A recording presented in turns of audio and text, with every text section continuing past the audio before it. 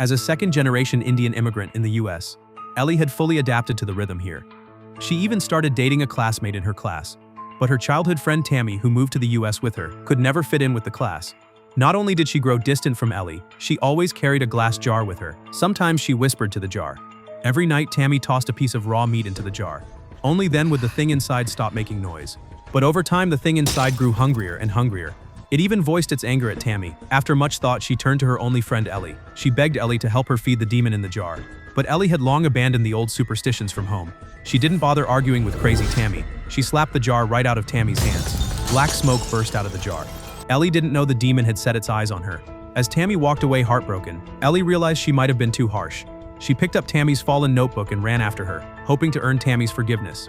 But as the door behind Ellie opened and shut on its own, Tammy knew the demon had come to her. Ellie was so spooked by Tammy's strange behavior she bolted. With only Tammy left inside the room, something strange happened. By the time Ellie brought the teacher on duty, Tammy had vanished from the school. After her parents searched the whole town with no luck, they had no choice but to report her missing. But when the police questioned her, Ellie, who knew everything, didn't know what to say. A week had passed since Tammy disappeared, but the police had found no useful clues, and today happened to be India's biggest holiday.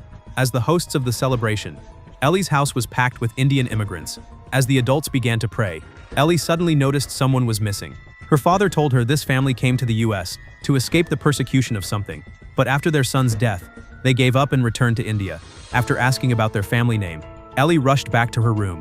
When she pulled out Tammy's notebook, she found the exact same name written on it. Ellie guessed if she could uncover the jar's origin, she might be able to find Tammy. Then she ignored her parents' protests and went to her boyfriend Jason with the notebook. Even though the house had been sealed off, they pried the boards open and slipped inside. In the attic, they found walls covered in graffiti. The style looked just like the drawings in the notebook. Before they could figure out what it meant, a police siren suddenly blared downstairs. Nervous, they bolted out of the house. They didn't even grab the notebook. A few days later, they returned to the house still without clues. Ellie told Jason about her childhood with Tammy. As Jason tried to comfort her, Tammy's voice suddenly echoed from inside the house. Ellie instantly drifted toward the house against her will. She didn't even react to Jason yelling behind her.